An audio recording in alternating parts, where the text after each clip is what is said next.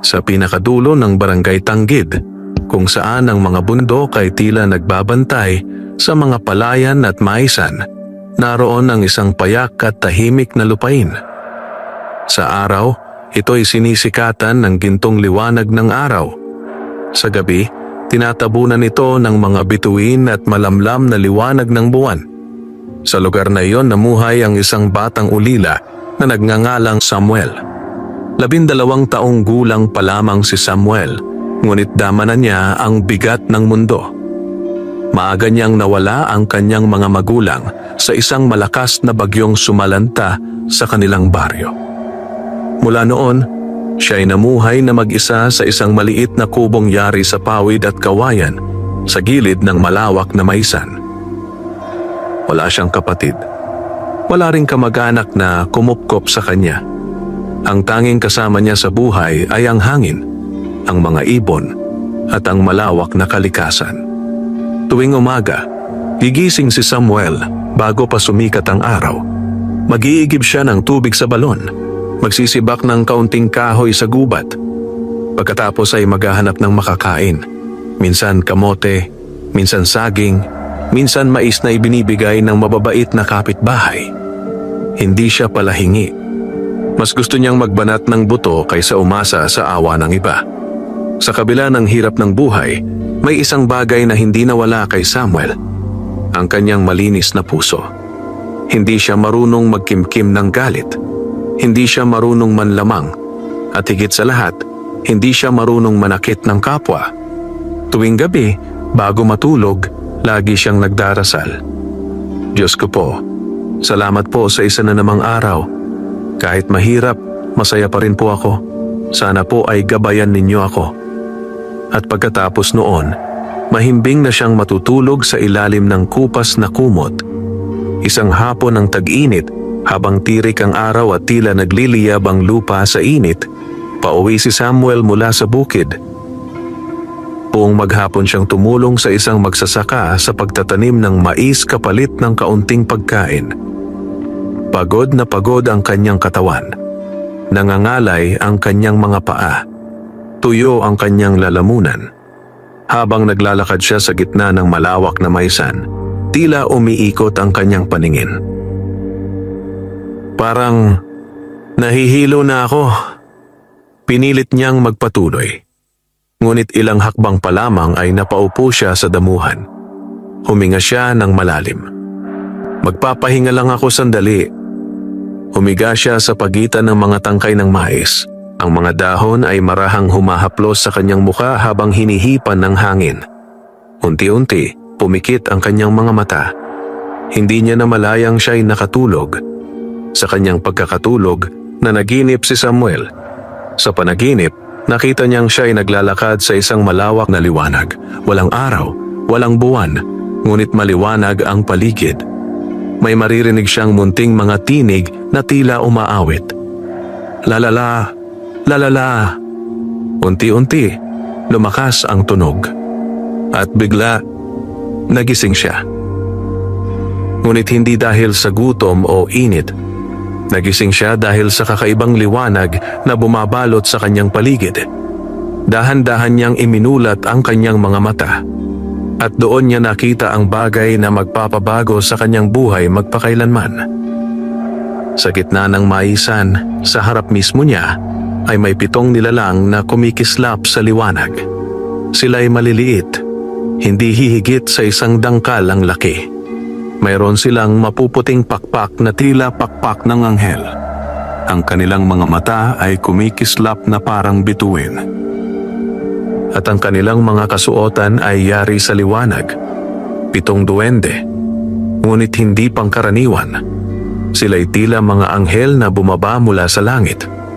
Napatayo si Samuel sa gulat. Nanaginip ba ako? Bulong niya. Kinurot niya ang kanyang braso. Aray, totoo. Hindi ito panaginip. Isa sa mga duwende ang lumapit sa kanya. May suot itong koronang yari sa sinag ng araw. Ngumiti ito. Hindi ka nananaginip, Samuel. Malumanay nitong sabi. Lalong namangha ang bata. Paano mo po alam ang pangalan ko? Sumagot ang isa pang duwende na may hawak na maliit na tungkod na kumikislap. Matagal ka na naming binabantayan. Pinagmasdan ang iyong kabutihan, ang iyong pagtitiis, ang iyong pananampalataya. Isa-isa silang nagsalita, tila nagkakaisa. Nanginig ang tuhod ni Samuel. Ano po kayo? Tanong niya. Ngumiti ang pinakamatandang duwende sa kanila.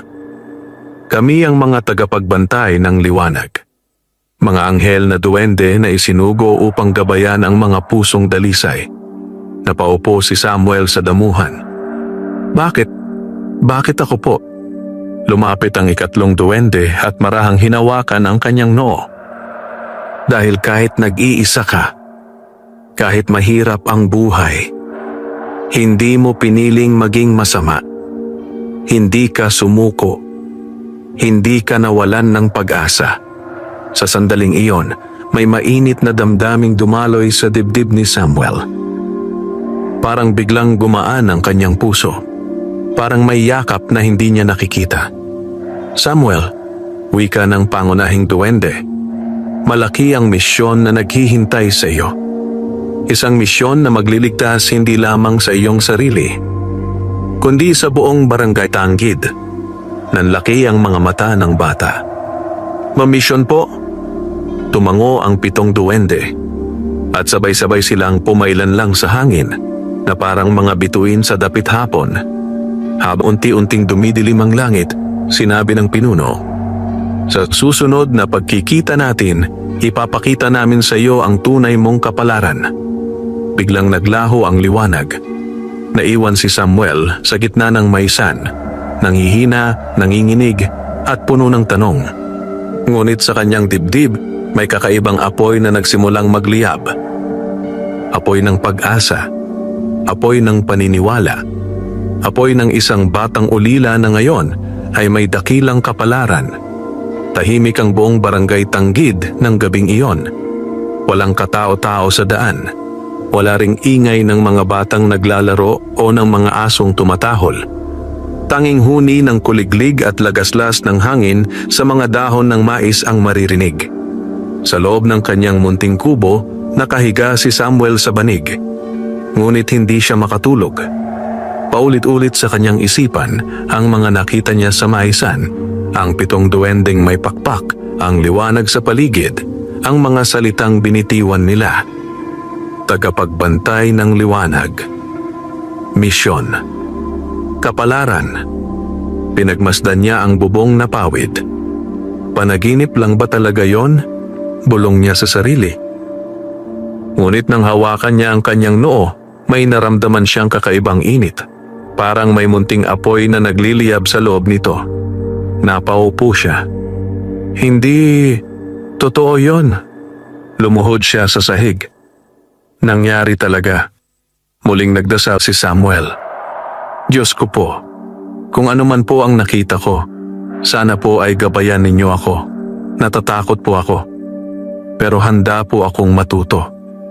Pagkatapos noon, saka lamang siya nakatulog. Kinabukasan, maaga siyang nagising. Ngunit may kakaiba.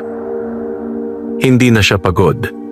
Hindi na rin mabigat ang kanyang katawan. Parang napalitan ng sigla ang kanyang mga ugat. Lumabas siya ng kubo. Namumula pa ang silangan.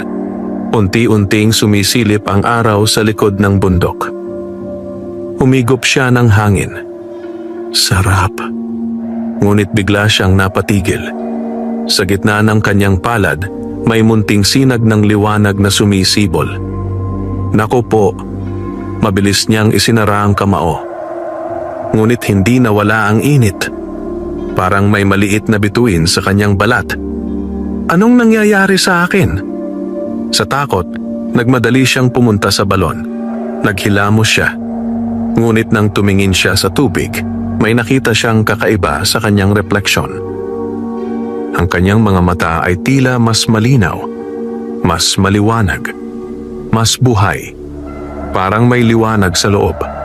Nagpasya siyang bumalik sa maisan. Baka nandoon ulit sila, bulong niya. Bitbit ang kanyang maliit na bayong, naglakad siya sa daang lupa patungo sa bukid. Habang naglalakad, napansin niyang tila mas malinaw ang kanyang pandinig. Naririnig niya ang yabag ng langgam, ang pag-aspas ng pakpak ng ibon, ang pagkaluskos ng mga dahon. Parang nagbago ang mundo. Pagdating niya sa gitna ng maisan, huminto siya. Tahimik. Walang liwanag. Walang duwende. Naupo siya sa parehong lugar kung saan siya nakatulog kahapon. Mga tagapagbantay. Mahinang tawag niya. Kung totoo po kayo, magpakita po kayo. ILANG. Sandali ang lumipas. Wala. Nanghihina na siyang tumayo. Siguro, guni-guni ko lang. Ngunit biglang umihip ang malakas na hangin. Umalon ang mga dahon ng mais. At sa gitna ng hangin, may sumulpot na munting liwanag. Isaiah, 2, 3, hanggang maging 7. Muling lumitaw ang 7 duwende. Samuel, sabay-sabay nilang wika. Napaluha ang bata. Nandyan po talaga kayo. Lumapit ang pinuno. Hindi ka namin iiwan. Ngunit kailangan mo munang maunawaan ang iyong regalo. Regalo? Tanong ni Samuel. Tumango ang duwende. Sa bawat pusong dalisay, may inilalaga kang liwanag. At sa iyo, nagising na ito. Iwinagayway ng isa ang kanyang pakpak at biglang bumalot ang liwanag kay Samuel. Parang niyakap siya ng araw. Nararamdaman mo ba? Tanong ng isa. Opo, sagot niya. Parang mainit, pero masarap. Dahil iyan ang binhi ng liwanag, paliwanag ng pinuno. Isang biyayang nagbibigay lakas, talino at tapang. Ngunit may kapalit. Ano po? Kabang tanong ni Samuel. Kailangan mong gamitin ito para sa kabutihan. Kapag ginamit sa kasamaan, ito'y mawawala at ikaw ay masasaktan. Tahimik siyang tumango. Opo, nangangako po ako. Ngumiti ang 7 duwende. Simula ngayon, wika ng pinuno, sisimulan na namin ang iyong pagsasanay. Matututo kang pakinggan ang bulong ng hangin. Basahin ang galaw ng kalikasan. At unawain ang tibok ng mga puso. Nanlaki ang mata ni Samuel. Pagsasanay po? Tumawa ang isa. Huwag kang matakot. Hindi ka nag-iisa. Sa sandaling iyon, naramdaman ni Samuel na hindi na siya nag-iisa sa mundo. May pamilya na siya. Hindi man tao, ngunit totoo. Bago sila maglaho, iniabot ng pinuno ang isang munting butil na kumikislap. Ingatan mo ito, sabi niya. Ito ang selyo ng liwanag. Inilagay ni Samuel ito sa kanyang dibdib. At biglang nawala ang 7 duwende. Muling bumalik ang katahimikan sa maisan. Ngunit sa puso ng bata, nagsimula na ang isang bagong yugto ng kanyang buhay. Isang yugto ng pagsasanay, pagsubok at pagtuklas sa sarili. Mula ng araw na iyon, nagbago ang takbo ng buhay ni Samuel. Hindi na lamang siya isang batang ulila na namumulot ng pagkain at tumutulong sa bukid. Siya ngayon ay may dalang lihim, ang binhi ng liwanag na nasa kanyang dibdib at ang gabay ng 7 anghel na duwende. Tuwing madaling araw, bago pa magising ang buong baryo, palihim siyang pumupunta sa maisan. Doon siya hinihintay ng kanyang mga bagong kaibigan. Sa ilalim ng mapusyaw na liwanag ng umaga, unti-unti silang nagpapakita. Handa ka na ba, Samuel? Tanong ng pinuno. Opo, buong tapang niyang sagot. Kahit kinakabahan, hindi siya umatras. Sa unang araw ng pagsasanay, pinaupo siya ng 7 duwende sa gitna ng bilog na binuo ng mga tuyong dahon. Isara mo ang iyong mga mata, utos ng isa. Sumunod siya. Makinig ka, sabi ng isa pa. Sa hangin, sa lupa, sa tibok ng buhay. Sa una, Wala siyang naramdaman kundi ang sarili niyang paghinga. Ngunit makalipas ang ilang sandali, may unti-unting bumukas sa kanyang kamalayan. Narinig niya ang paggapang ng mga insekto, ang pag-inog ng ugat sa ilalim ng lupa, ang pagtibok ng puso ng mga ibon sa mga sanga. Napamulagat siya. Ang dami ko pong naririnig. Ngumiti ang mga duwende. Iyan ang simula. Wika ng pinuno. Sumunod na araw, tinuruan naman siyang kontrolin ang liwanag sa kanyang katawan. Buksan mo ang iyong palad, sabi ng isa. Ginawa niya. Isipin mo ang kabutihang nais mong gawin. Ipinasok ni Samuel sa isip ang mga alaala ng kanyang ina, ang kanyang ngiti, ang yakap, ang kanyang mga dasal. Biglang may munting sinag na lumitaw sa kanyang kamay. Nagawa ko po, sigaw niya. Dahan-dahan, paalala ng isa. Ang lakas ay hindi minamadali. Paulit-ulit nilang inulit ang pagsasanay hanggang sa makontrol niya ang liwanag nang hindi nanginginig ang kanyang kamay. Ikatlong araw ng pagsasanay, dumating ang unang pagsubok. Habang nagsasanay sila, biglang nagdilim ang paligid. Parang may makapal na ulap na bumalot sa maysan. Huminto ang hangin. Natahimik ang mga ibon. Nararamdaman ninyo ba yon? Tanong ni Samuel. Tumango ang mga duwende. May paparating, wika ng pinuno. Isang nilalang ng dilim. Mula sa dulo ng bukid, may lumitaw na anino. Matangkad, payat, may pulang mga mata. Gumagapang ang itim na usok mula sa katawan nito. Nanlamig ang buong katawan ni Samuel. Ano po yan? Isang lagim, sagot ng isa. Nilalang na kumakain ng takot. Lumapit ang nilalang. Sa bawat hakbang nito, nalalanta ang mga dahon. Umalis kayo, ungol nito. Sa lupang ito, napaatras si Samuel. Hindi ko po kaya, ngunit humawak sa kanyang balikat ang pinuno. Kaya mo. Hindi ka nag-iisa. Huminga ng malalim si Samuel. Ipinasok niya sa isip ang kanyang pangako na gagamitin ang liwanag para sa kabutihan. Itinaas niya ang kanyang kamay. Ngunit nanginginig ito. Lumakas ang halakhak ng lagim. Mahina ka. Mag-isa ka. Walang nagmamahal sa iyo. Tumagos ang mga salita sa puso ng bata. Parang muling bumalik ang sakit ng pagiging ulila. Napaluha siya. Ngunit sa gitna ng kanyang luha, may naalala siya. Ang mga duwende, ang kanyang ina, ang mga taong tumulong sa kanya. Hindi ako mag-isa. Bulong niya. Biglang lumiwanag ang kanyang dibdib. Sumabog ang liwanag mula sa kanyang katawan. Isang malakas na sinag ang tumama sa lagim. Naglaho ang nilalang sa hangin. Bumalik ang liwanag sa maysan. Napaupo si Samuel. Hingal na hingal. Nagawa ko po. Lumapit ang 7 duwende. Hindi lang basta nagawa, wika ng pinuno. Napagtagumpayan mo ang iyong takot. At iyan ang tunay na lakas. Bago sila maghiwalay, sinabi ng isa, marami pang darating na pagsubok. Mas mabigat, mas masakit. Ngunit hinawakan ni Samuel ang selyo ng liwanag sa kanyang dibdib. Handa po ako. Kahit nanginginig ang boses, totoo ang kanyang puso. Sa batang minsang nag-iisa sa mundo, unti-unting nabubuo ang isang bayani. Lumipas ang mga araw at linggo na puno ng pagsasanay at pagkatuto.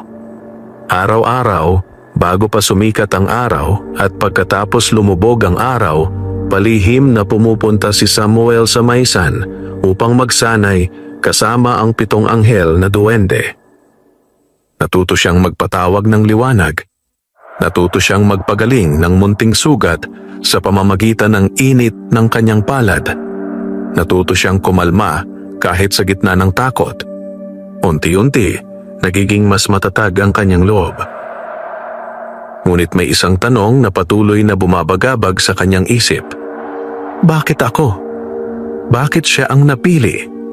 Sa dami ng tao sa barangay Tanggid, bakit siya ang binigyan ng binhi ng liwanag? Isang hapon, matapos ang mahabang pagsasanay, naupo siya sa ilalim ng punong mangga sa gilid ng maisan. Tahimik ang paligid. May bahagyang simoy ng hangin. Pinuno. Mahinang tawag ni Samuel. Opo, sagot ng duwende. Pwede ko po bang itanong, bakit po ako ang napili ninyo? Nagkatinginan ng 7 duwende. Parang matagal na nilang hinihintay ang tanong na iyon. Lumapit ang pinuno at umupo sa harap niya. Panahon na, sabi nito. Panahon na upang malaman mo ang iyong pinagmulan. Nanlaki ang mata ni Samuel.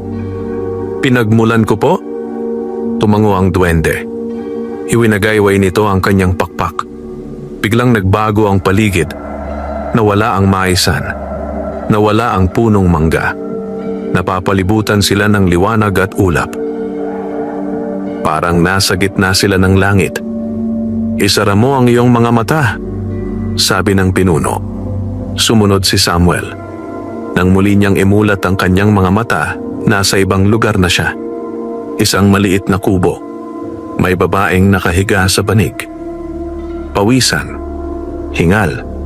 May hawak na sanggol. Napahinto ang hininga ni Samuel. Ang nanay ko po. Oo, ang kanyang ina. Mas bata, mas malakas, mas buhay. Nasa tabi nito ang kanyang ama. Hawak ang kamay ng babae. Matatag ka, bulong ng lalaki. Malapit na. Biglang umiyak ang sanggol. At doon nakita ni Samuel ang sarili. Isang munting sanggol na may kakaibang liwanag sa noo. Anong nangyayari po? Tanong niya.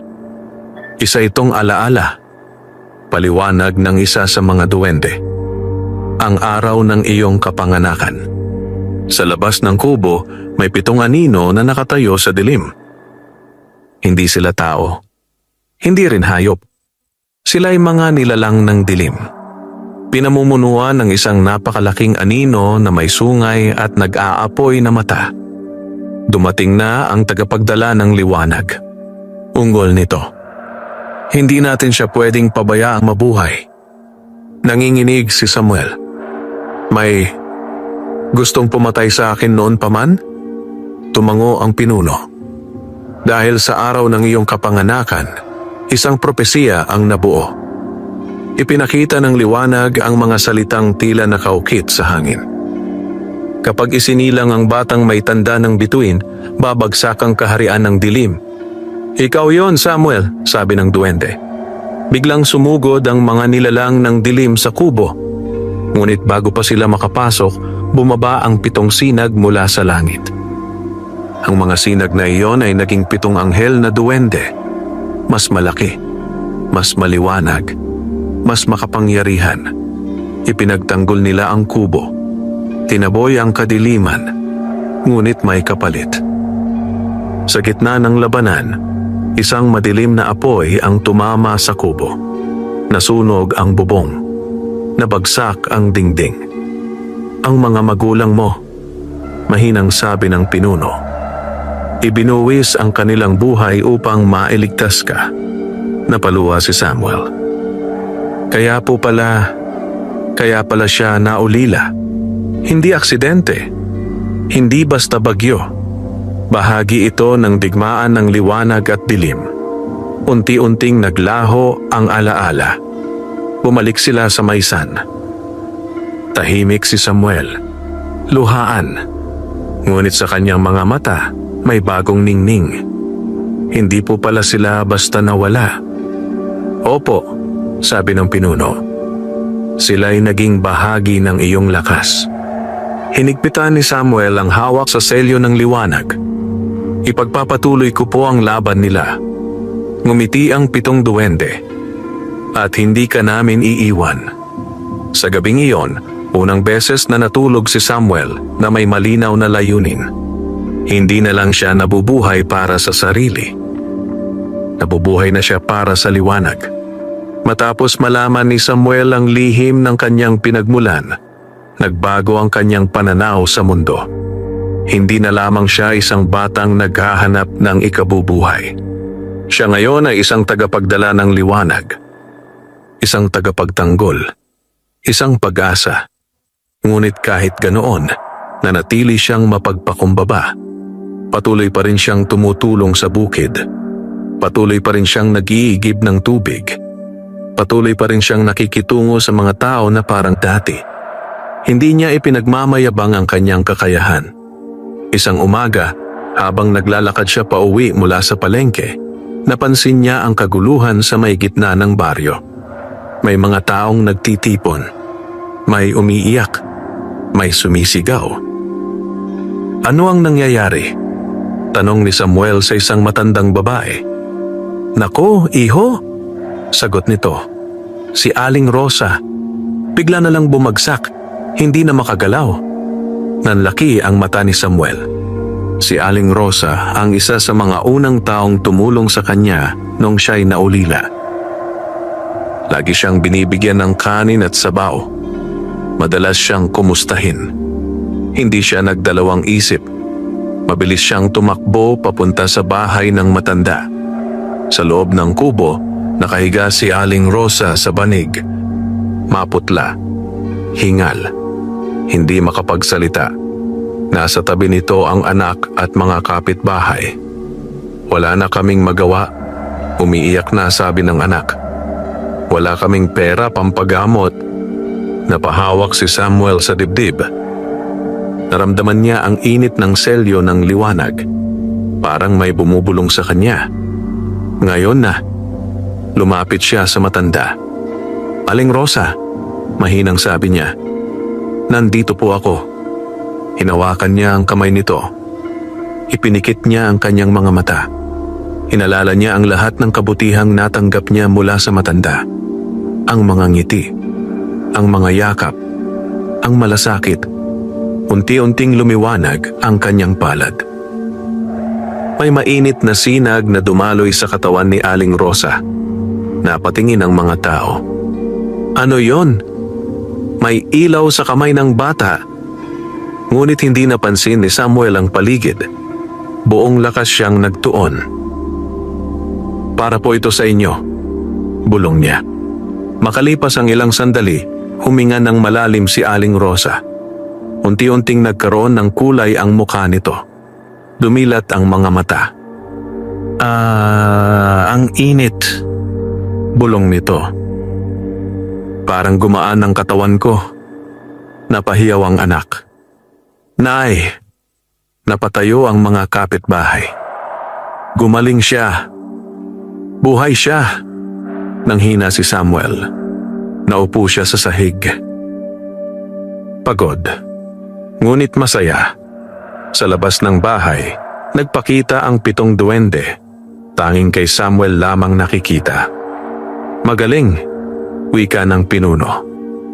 Ito ang tunay na gamit ng iyong kapangyarihan. Ngumiti si Samuel. Mas masarap po pala sa pakiramdam ang tumulong. Tumawa ang isa. Dahil iyan ang likas ng liwanag. Ngunit hindi lahat ay natuwa. Sa gilid ng baryo, may isang lalaking nakamasid. Matangkad. Payat. May madilim na mata. Siya si Mang Silvestre. Isang tahimik na ermitanyo na nakatira sa lumang bahay malapit sa gubat. Matagal na siyang hindi nakikisalamuha. Ngunit sa araw na iyon, nakita niya ang liwanag mula sa bahay ni Aling Rosa. At ngumiti siya. Ngunit hindi iyon mabait na ngiti. Sa wakas, bulong niya. Nahanap na kita, tagapagdala. Sa likod niya, gumalaw ang mga anino. Kinagabihan, kinausap ng mga duwende si Samuel sa maisan. May nakakita sa iyo. Babala ng isa. Isang lingkod ng dilim. Nanlaki ang mata ng bata. Si Mang Silvestre po? Tumango ang pinuno. Hindi siya ordinaryong tao. Siya ang tagapamagitan ng kadiliman sa baryong ito. Napalunok si Samuel. Natatakot po ako. Ngumiti ang pinuno. Normal lang ang matakot. Ang mahalaga, hindi ka susuko. Tumingala si Samuel sa mga bituin. Hindi po ako aatras. Kahit nanginginig ang puso niya, matatag ang kanyang pasya. Sa dilim ng gabi, nagsimula ng gumalaw ang kapalaran.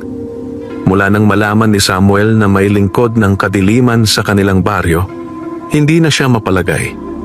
Kahit sa pagtulog, panaginip niya ang madidilim na mata ni Mang Silvestre. Ang kanyang mga ngiti na walang init. Ang kanyang presensya na parang may dalang lamig. Ngunit hindi niya ito ipinahalata sa ibang tao. Ayaw niyang magdulot ng takot sa baryo. Pinili niyang manahimik at maghanda. Isang gabi, habang papauwi siya mula sa pagtulong sa bukid, napansin niyang kakaiba ang paligid. Tahimik, walang kuliglig, walang palaka, parang patay ang gabi. Huminto siya sa daan. Parang may mali. Bulong niya. Biglang umihip ang malamig na hangin at sa likod ng mga puno may gumalaw na anino. Mabilis niyang hinawakan ang selyo ng liwanag. Lumabas ang 7 duwende sa kanyang tabi. Hindi ka nag-iisa, wika ng pinuno. Sinusubukan ka na nila. Mula sa masukal na bahagi ng gubat, may lumitaw na mga nilalang. May katawan ng tao. May mukha ng usok. May mata na nag-aapoy sa pula. 3 sila. Mga lingkod dilim. Ha. Ungol ng isa. Ito na ba ang batang inaasahan namin? Nanlamig ang buong katawan ni Samuel. Ngunit hindi siya tumakbo. Tumayo siya ng tuwid. Ano po ang gusto ninyo? Tanong niya. Lumapit ang pinakamalaki. Ibigay mo ang binhi ng liwanag. At pababayaan ka naming mabuhay. Napaigik si Samuel. Hindi po. Biglang nagbago ang mukha ng nilalang. Kung ganoon, kukunin namin ito. Sumugod ang mga anino. Mabilis na iwinagayway ni Samuel ang kanyang kamay. Isang sinag ng liwanag ang bumuo ng harang sa harap niya. Boom! Tumama ang mga nilalang. Napaatras sila. Ngunit hindi sila nasaktan. Mahina pa, panunuyan ng isa. Paulit-ulit silang umatake. Pilit na humahadlang si Samuel. Ngunit unti-unting nauubos ang kanyang lakas. Napapagod na po ako. Bulong niya. Lumapit ang pinuno ng duwende. Gamitin mo ang iyong puso. Huwag lang ang iyong lakas. Ipinasok ni Samuel sa isip ang baryo, ang mga bata, ang mga matanda, si Aling Rosa, ang alaala ng kanyang mga magulang. Biglang sumiklab ang liwanag sa kanyang dibdib. Isang bilog ng sinag ang bumalot sa kanya at sumabog palabas. Arg! Nagtilya ng mga lingkod dilim. Naglaho sila na parang usok sa hangin. Bumalik ang katahimikan. Napahandusay si Samuel sa lupa. Hingal. Pagod. Ngunit buhay. Lumapit ang mga duwende. Malaki na ang iyong inunlad, sabi ng isa. Ngunit mas magiging mabangis pa ang darating. Nanlaki ang mata ni Samuel. Mas mabigat pa po roon? Tumango ang pinuno. Si Mang Silvestre ay naghahanda na. Hindi na siya magpapadala ng tauhan. Siya mismo ang lalaban. Kinabukasan, kumalat ang balita. May mga hayop na natagpuang patay sa gilid ng gubat. Walang sugat. Walang dugo. Parang inubos ang kanilang lakas. Natatakot ang mga tao. May aswang daw. May multo sa gubat. May sumpa ang baryo. Tahimik lang si Samuel. Alam niya ang totoo. Kinagabihan, nagpakita si Mang Silvestre sa labas ng kanyang kubo. nakatayo sa dilim. May hawak na baston na yari sa itim na kahoy. "Samuel!" Mahinang tawag nito. Lumabas ang bata. "Ano po ang kailangan ninyo?" Ngumiti ang matanda. Ngunit sa likod ng ngiti, may nag-aalab na galit. "Sumama ka sa akin. Ipapakita ko sa iyo ang tunay mong kapangyarihan." Nanlaki ang mata ni Samuel. Alam niyang bitag ito. Ngunit alam din niyang darating ang araw na ito. Huminga siya ng malalim. "Sasama po ako," sagot niya. Sa dilim ng gabi, nagsimula ang paglalakbay patungo sa pinakamapanganib na pagsubok ng kanyang buhay. Tahimik ang gabi nang sumama si Samuel kay Mang Silvestre. Walang buwan, walang bituin. Parang nilamon ng dilim ang buong kalangitan. Habang naglalakad sila sa makitid na daan papasok sa gubat, tanging tunog ng kanilang mga hakbang ang maririnig. Sa bawat tiyapak ni Mang Silvestre, tila may naiiwang anino sa lupa. Sa bawat hakbang ni Samuel, may munting liwanag na pilit nagliliwanag sa ilalim ng kanyang paa. "Hindi ka ba natatakot?" tanong ng matanda nang hindi lumilingon. "Opo, natatakot po," tapat na sagot ni Samuel. "Pero kailangan ko pong malaman ang totoo." Tumawa si Mang Silvestre. "Ganyan din ako noon." Nanlaki ang mata ng bata. "Kayo po?"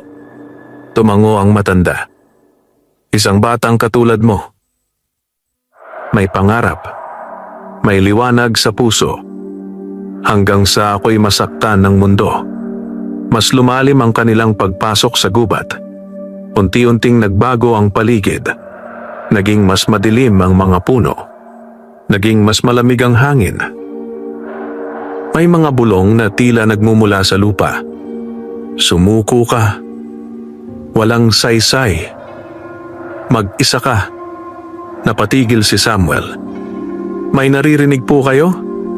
tanong niya. Ngumisi si Mang Silvestre. "Mga boses ng kadiliman. Sinusubok ang iyong loob." Pinikit ni Samuel ang kanyang mga mata at nagdasal. Unti-unting nawala ang mga bulong. Makalipas ang ilang oras, narating nila ang isang malaking kuweba. Sa bungangan nito, may mga ukit na sinaunang simbolo. May pulang apoy na tila humihinga. "Dito nagsimula ang lahat," sabi ng matanda. "Ang aklatan ng anino." Pumasok sila. Sa loob, may mga pader na puno ng lumang sulat at guhit. May mga kristal na itim na kumikislap. May mga anino na gumagalaw kahit walang katawan. Naramdaman ni Samuel ang bigat ng lugar. Parang hinihigop ang kanyang lakas. Huminto si Mang Silvestre sa gitna ng kuweba. "Makinig ka, Samuel," sabi niya. "Ako ang naunang tagapagdala ng liwanag." Nanlaki ang mata ng bata. "Ano po?" "Oo," sagot ng matanda. "Pinili rin ako ng mga anghel na duwende. Tinuruan, pinrotektahan, minahal. Ngunit biglang nagdilim ang kanyang mukha. Hanggang sa ako'y iniwan." "Iniwan po?" tanong ni Samuel. "Sa pinakamadilim kong oras," sagot niya. "Nang mamatay ang pamilya ko, nang mawala ang lahat, humingi ako ng tulong. Ngunit wala sila. Tahimik ang kuweba. Tanging patak ng tubig ang maririnig. Doon ako nilapitan ng kadiliman," patuloy niya. "Binigyan ako ng lakas. Binigyan ng kapalit. Kaluluwa." Lumapit siya kay Samuel. "Hindi mo kailangang maranasan ang sakit ko. Ibigay mo sa akin ang binhi. Ililigtas kita sa kapalaran." Napaluha si Samuel. "Naiintindihan ko po ang sakit ninyo. Pero hindi po tama ang manakit ng iba." Nagalit ang matanda. "Wala kang alam." Biglang umalingaw-ngaw ang kuweba. Sumabog ang mga itim na kristal. Lumabas ang mga anino. Parang buhay. "Kung hindi ka sasama sa akin," sigaw niya, "sasama ka sa dilim. Sumugod ang mga anino. Lumabas ang 7 duwende sa paligid ni Samuel. "Manindigan ka," wika ng pinuno. Itinaas ni Samuel ang kanyang kamay. Ngunit iba ang ginawa niya. Sa halip na umatake, lumapit siya kay Mang Silvestre. "Hindi pa po huli," sabi niya. "Pwede pa po kayong bumalik sa liwanag." Nanginginig ang matanda. Saglit na nagbago ang kanyang mga mata. Naging malinaw. Naging tao. Ngunit muling bumalik ang dilim. "Umalis ka!" sigaw niya. Isang malakas na puwersa ang tumama kay Samuel. Tumilapon siya sa pader. "Samuel!" sigaw ng mga duwende. Nawalan siya ng malay. Habang unti-unting nagdidilim ang kanyang paningin, narinig niya ang huling salita ng matanda. "Sa susunod, hindi na ako magdadalawang isip." Dahan-dahang bumalik ang kamalayan ni Samuel. Sa una, wala siyang maramdaman kundi malamig na hangin at masakit na katawan. Parang binugbog ng bagyo ang bawat buto niya. "Samuel?" May mahinang tinig na tumatawag sa kanya. Pinilit niyang imulat ang kanyang mga mata. Sa ibabaw niya, nakita niya ang 7 anghel na duwende. Nakapalibot, nagdarasal, nagbabantay. Nasaan po ako?" paos niyang tanong. "Nasa gilid ng gubat," sagot ng pinuno. "Iniwan ka ni Mang Silvestre." "Tinalikuran niya kami. At ikaw?" Napapikit si Samuel.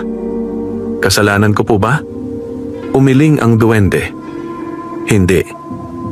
Pinili mo ang kabutihan. At iyon ang tama." Tinulungan siyang makaupo ng mga duwende. Sa paligid nila, wasak ang mga puno. May bakas ng itim na apoy sa lupa. Palatandaan ng matinding labanan. "Umalis na po ba siya?" tanong ni Samuel. "Oo," sagot ng isa. "Ngunit hindi pa tapos." Mas lalo siyang lumakas. Biglang humigpit ang dibdib ni Samuel. "Paano na po ang baryo?" Tumango ang pinuno. Iyon ang pakay niya. Gagamitin niya ang takot ng mga tao upang palakasin ang kadiliman. Pagbalik ni Samuel sa baryo, napansin niya agad ang pagbabago. Sarado ang mga bahay. Walang batang naglalaro. Tahimik ang daan. Parang may lamay ang buong lugar. Sa may gitna ng baryo, nagtitipon ang mga tao. May umiiyak. May nagdarasal. May nanginginig. Lumapit si Samuel. "Ano po ang nangyari?" Sumagot ang isang lalaki. "Kinuha si Nene Liza. Bigla na lang nawala kagabi."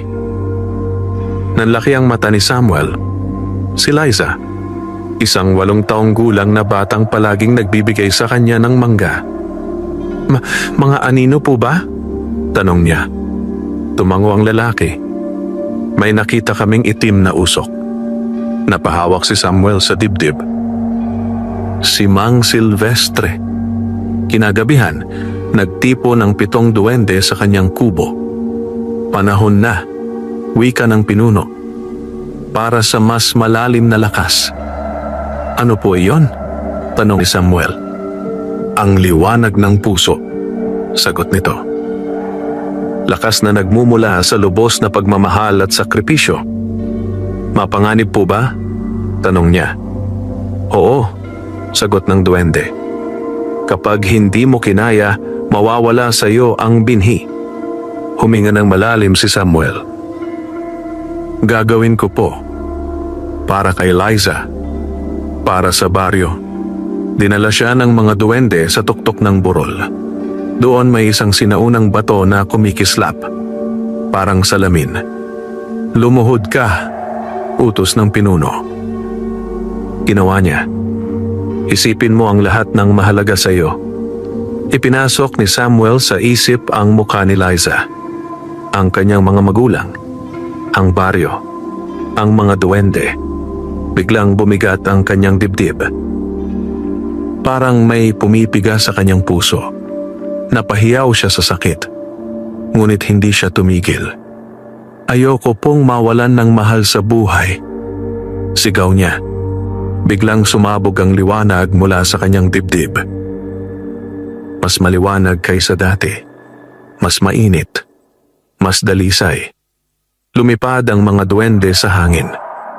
Tagumpay, wika ng pinuno.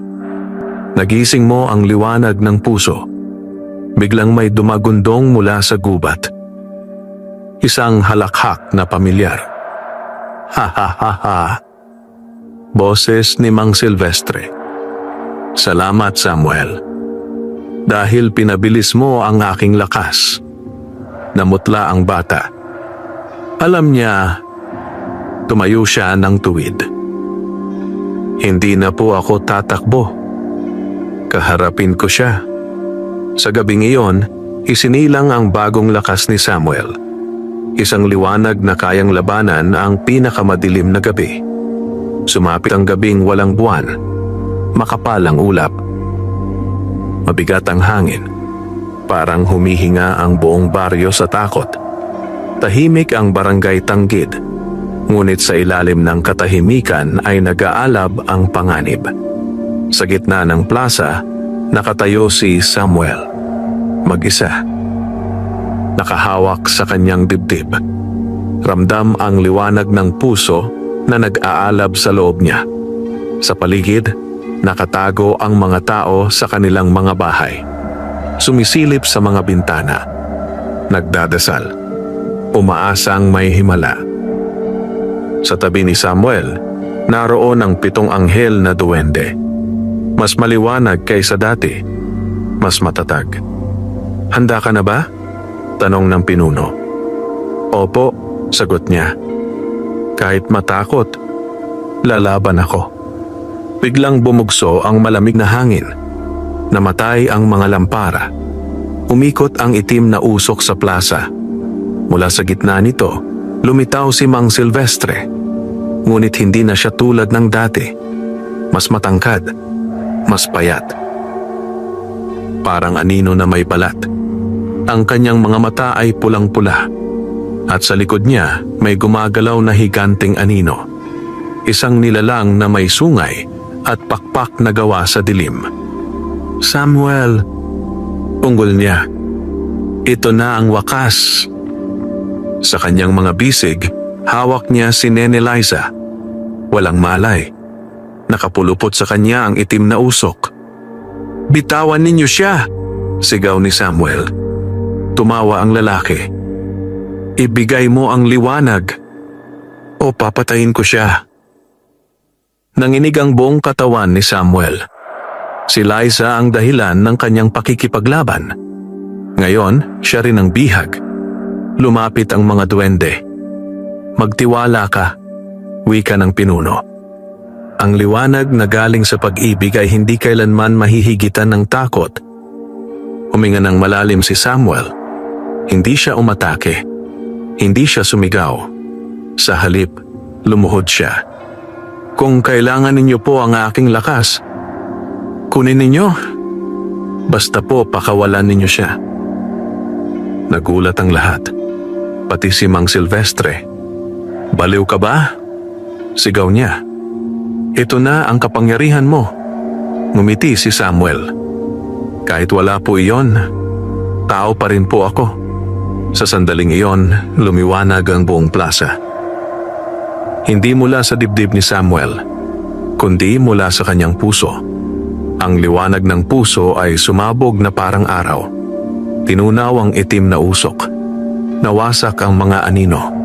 Napabitaw si Mang Silvestre kay Liza. Agad sinalo ni Samuel ang bata. Liza, ayos ka na, bulong niya. Unti-unting dumilat ang mga mata ng bata. Kuya Samuel, napaluha siya. Salamat sa Diyos. Ngunit hindi pa tapos. Sumigaw ang higanteng anino sa likod ni Mang Silvestre. Trag! Lumabas ito sa katawan ng matanda.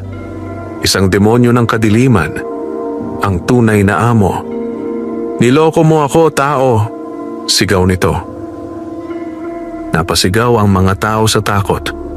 Nanindig ang balahibo ni Samuel, ngunit hindi siya umatras.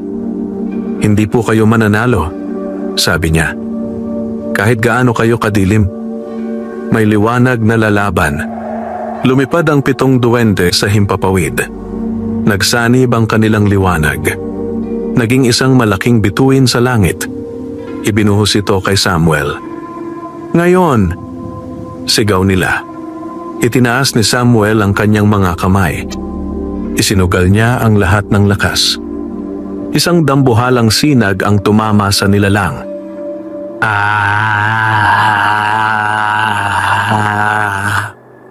Umalingaw-ngaw ang sigaw sa buong lambak. Unti-unting naglaho ang demonyo, parang usok na tinangay ng hangin. Pumalik ang katahimikan. Pumagsak si Mang Silvestre sa lupa. Wala nang dilim sa kanyang mata. Tao na siyang muli. Luhaan.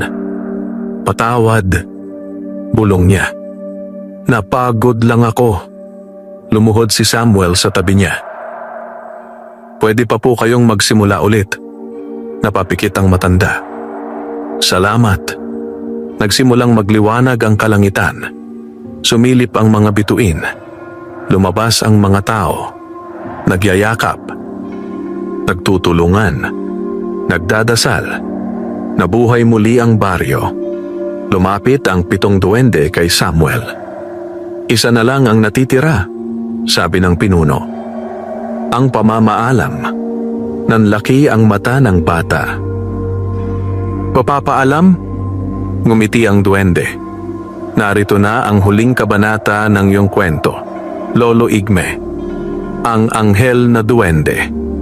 Kabanata 10, Ang Pamana ng Liwanag. Sumikat ang araw sa barangay Tanggid na tila mas maliwanag kaysa dati. Parang nilinis ng liwanag ang bawat sulok ng baryo. Ang mga dahon ay mas luntian. Ang hangin ay mas sariwa. Ang mga tao ay mas magaan ng loob. Matapos ang gabing puno ng takot at luha, bumangon muli ang buong pamayanan. Sa gitna ng plaza, nagtipon ang mga tao. May dala silang pagkain. May dalang bulaklak. May dalang pasasalamat.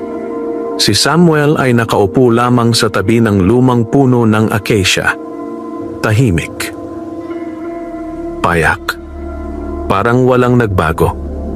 Ngunit sa loob niya, alam niyang tapos na ang isang yugto ng kanyang buhay. Lumapit si Aling Rosa. Hawak ang kanyang kamay. "Iho," sabi nito, "kung hindi dahil sa iyo, wala na siguro kami." Sumunod si Nene Liza. May hawak na maliit na bulaklak. "Kuya Samuel," ngiti niya, "ikaw po ang bayani ko." Napangiti si Samuel. "Nagkataon lang po yun." Ngunit ngumiti ang mga tao. Alam nila ang totoo. Kinagabihan, bumalik si Samuel sa Maisan, sa lugar kung saan nagsimula ang lahat. Tahimik ang paligid. May buwan. May bituin. May hangin na parang umaawit. Doon lumitaw ang 7 anghel na duwende sa huling pagkakataon. Mas maliwanag. Mas payapa. "Samuel," wika ng pinuno, "natupad mo ang iyong misyon. Naprotektahan mo ang baryo. Napatawad mo ang kaaway. At hindi ka nagpadala sa kadiliman." Tahimik siyang nakinig. "Anong mangyayari po ngayon?" tanong niya. Ngumiti ang duwende. "Magpapatuloy ka. Bilang ilaw sa mundong ito. Hindi na bilang mandirigma, kundi bilang gabay." Lumapit ang isa. Inilagay ang kamay sa kanyang noo. Biglang dumaloy ang mainit na damdamin sa kanyang katawan. Ang binhi ng liwanag, paliwanag nito, ay mananatili sa iyo. Ngunit hindi na bilang kapangyarihan, kundi bilang karunungan, pag-unawa, at habag. Nanlaki ang mata ni Samuel. "Hindi na po ba ako lalaban?" "Hindi na sa pamamagitan ng dahas," sagot ng pinuno. kundi sa pamamagitan ng kabutihan. Unti-unting naglalaho ang mga duwende. Nagiging sinag, nagiging bituin, nagiging alaala. Salamat po, umiiyak na sabi ni Samuel. Hindi po kita iiwan, sagot ng pinuno. Dahil ikaw na ang liwanag. At tuluyan silang naglaho. Lumipas ang mga taon. Lumaki si Samuel. Naging binata. Naging haligi ng baryo. Nagtayo siya ng maliit na paaralan. Nagturo sa mga bata. Nag-alaga sa matatanda. Tumulong sa may sakit. Naging ama ng bayan. Hindi siya yumaman. Hindi siya sumikat. Ngunit minahal siya ng lahat.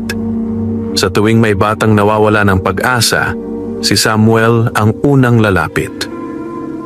Sa tuwing may pamilyang naghihirap, siya ang unang tutulong. At sa tuwing may kadilimang susubok pumasok sa baryo, sapat na ang kanyang presensya upang ito'y umatras. Dahil ang tunay na liwanag ay hindi nagmumula sa mahika, kundi sa pusong marunong magmahal. Isang gabi, bilang matandang lalaki, bumalik si Samuel sa maysan. Umupo siya sa damuhan. Tumingala sa langit. Salamat po, bulong niya. Sa sandaling iyon, 7 bituin ang sabay-sabay na kumislap. Parang kumakaway. Parang nagpapaalam. Parang nagsasabing, hindi ka nag-iisa. Ngumiti si Samuel at ipinikit ang kanyang mga mata. Payapa, buong buo, puno ng liwanag. Wakas, wakas, wakas, wakas, wakas, wakas, wakas,